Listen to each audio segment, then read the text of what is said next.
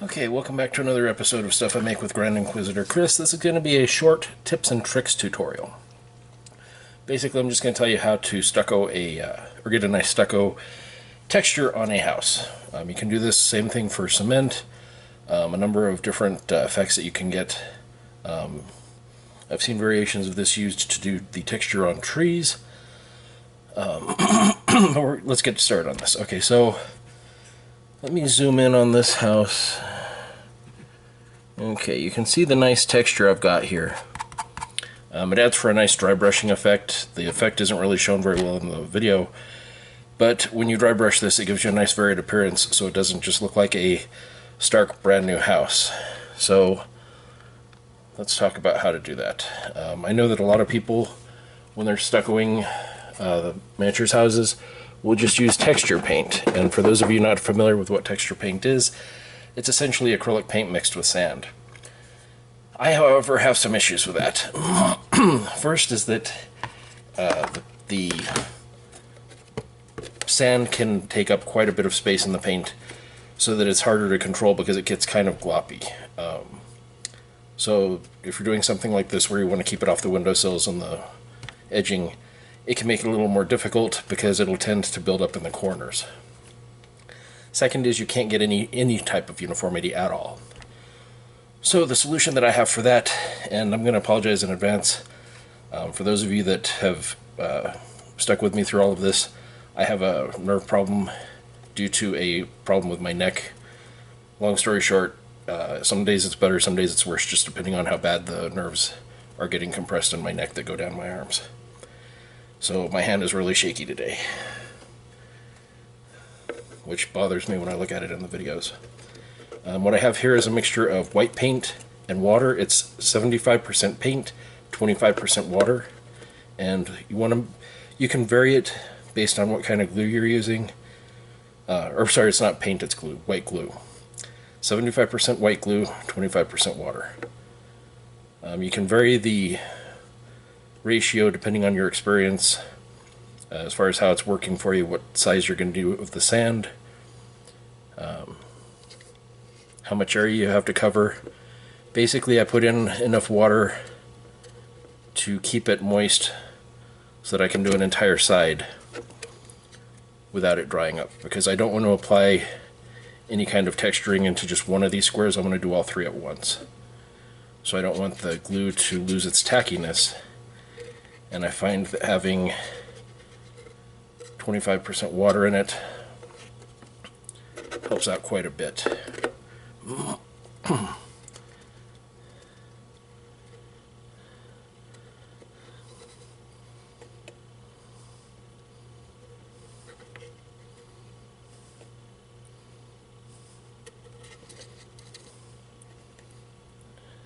And this is just something I do in part because of the issues that I have with my hands shaking so bad from the disc, and also because I've just become really fond of it because of the uniformity of the effect.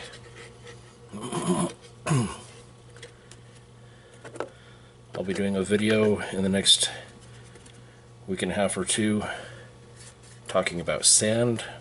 I know it sounds like a boring topic, but I've noticed some things with some of the other videos I've seen on people doing their figures and basing and everything. If you're going to do texture paint, I recommend not using construction sand. I recommend using something that's got a uniform grain size. We'll talk about that in the video.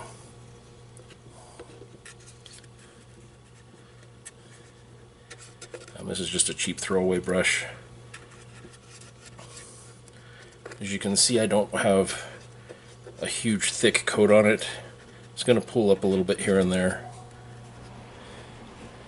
Basically what I just want to do is make sure that I've got a coat of wet glue on the entire surface, so there's no spots that I missed, just that it's got glue on the entire surface. And here's one of the parts where I like this technique really good. As you can see, I can get this right in here.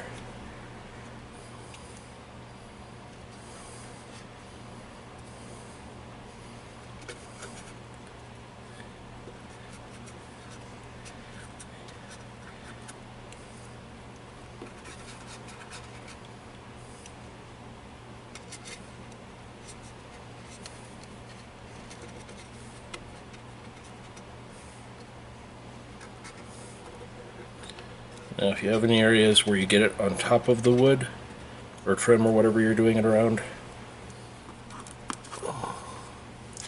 just take your finger and wipe it off. It doesn't have to be perfectly taken off, you just want to make it so that there's nothing on there that's sticky. Because we're going to apply some sand now, but not in the way most of you, I'm sure, are thinking. Okay. I like using scenic sand when I'm doing this kind of stuff. It allows me to see what I'm doing, and I'm using the black on this so that it's more apparent in the video. Take a pinch of it. Rub your fingers back and forth, because you're going to feel kind of a giant wad of it between your fingers. Rub it back and forth until that flattens out a bit. And you're just going to go over it. This will allow you to control the density. I'm not just dumping it on it and letting it dry off, because that would create too much texture, and you want to have some space between the granules.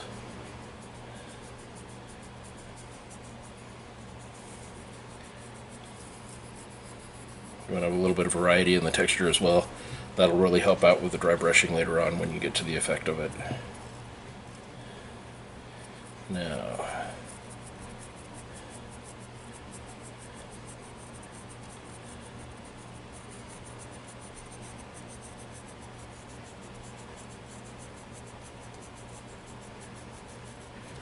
you can see in here, let me zoom in a bit.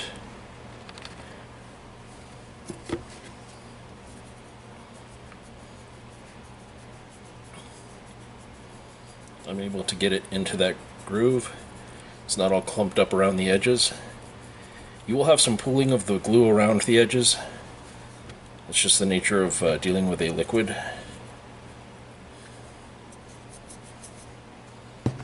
Widen back out. Sorry, see I had a clump in between my fingers and started, so it kind of went a little overboard there. It's not going to kill it,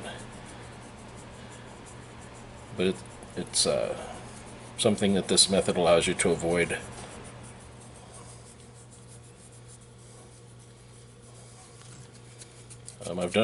I have used the texture paint method before, and I did a whole bunch of really nice houses with it, but it took a lot more control, a lot more time.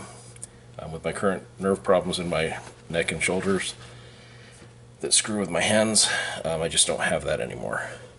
Now you can see that I've got some in the windows, but there's no glue in there, so all of this that's on the windows and the edging is just going to brush off later.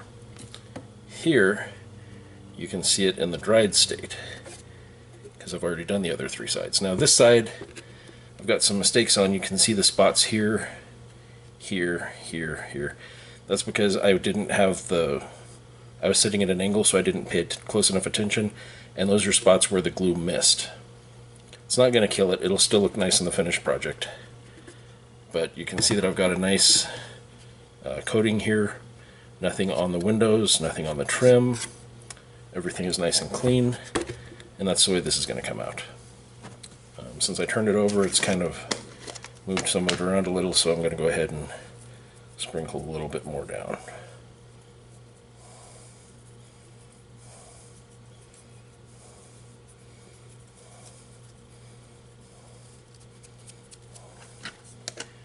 That's all there is to this, and like I said, you really get a nice effect when it's fully finished. Let me set the whole thing off to the side.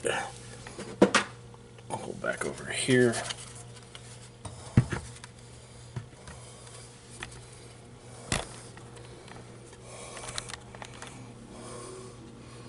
Tighten in. You can see this is another house, so I've got that really nice texture on. Doing the sprinkling gives you enough of a space between the particles that you get a really good surface to dry brush onto. And it may seem kind of stupid, but when you're looking at these at tabletop height, it really does add something to it. I will go ahead and let this dry. This is part of a multi-step project I'm working on, so I will let it dry, get it all painted up, and show it to you once it's all painted up. But just figured I'd go ahead and show you guys.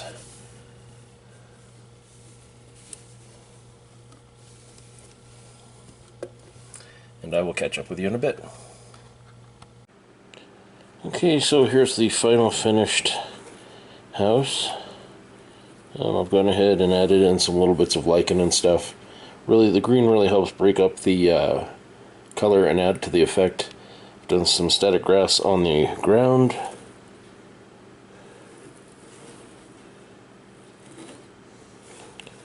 And I'm pretty happy with it. And with that, the project's finished. Talk to you guys later.